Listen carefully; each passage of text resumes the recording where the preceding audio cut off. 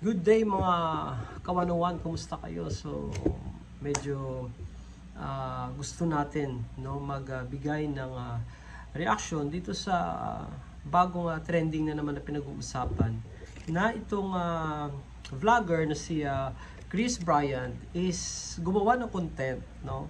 Sabi niya nga for tawag nito for entertainment purposes daw, sabi niya. So, para doon sa mga hindi pa nakapanood ng vlog niya, ng video, is ang ginawa niya, umihi siya doon, no, yung sa poster ni Kibuloy. Okay. So, given na yon na masasabi natin na medyo natin hindi tama, no, yung pag-ihi niya doon, no, na sa ganung content. Mali siya doon, mali, no, mali kung mali. Pero okay, ang pini-point out ko dito is yung tao na ginaganyan mo dahil hindi ka believe siguro or alam niya, no, to think na itong si Chris Bryant is from Davao, ha? So saan ba yung impluwensya ni Kibuloy, di ba? Sa Davao din, nandun si Duterte, and yet itong vlogger na to nagkaroon ng lakas na loob. Siguro from the beginning di talaga siya naniniwala kay Kibuloy, so that's why ginawa niya ito, no? But kung iisipin natin, kasi ito hindi naman mismo si Kibuloy ang nagko-complain, yung lawyer niya na si attorney Israelito Atorion, no?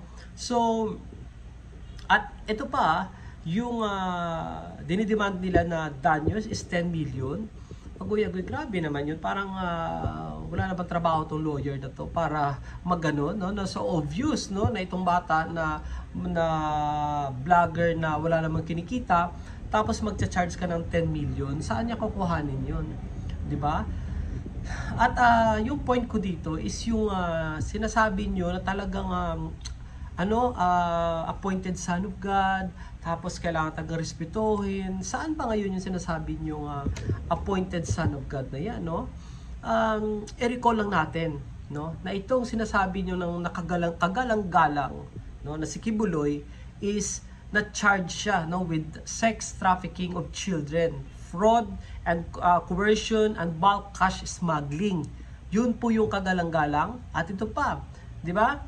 Yung meron pa siyang kaso na ayun, basahin natin, nakalagay dito. He also required his female personal assistants who are called pastoral, no? Kasi meron dati doon sa ni Kibuloy ng mga pastoral. Ito yung magaganda ito, may mga foreigner pa nga, no? At ito yung dinidiba niya to have sex with him. So, di ba? So, yun ba yung kagalang-galang? Kung i-weigh mo, itong ginawa ng vlogger na to, na umihi doon sa poster niya na yung tao, kung saan ngayon nakakulong, no, at ito yung mga kanyang kinakaharap na kaso, magduda ka na kung talaga bang kailangan mo ibuhos yung sipatsya mo dito sa ganitong klaseng tao.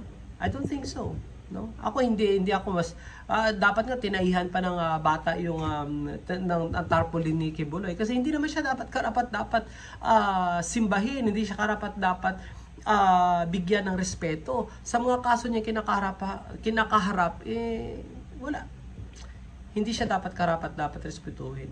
At sabi ko nga doon sa vlogger na yon, hindi ka kailangan mag-sorry. Kasi hindi naman dapat sa ganitong klaseng tao, di ba?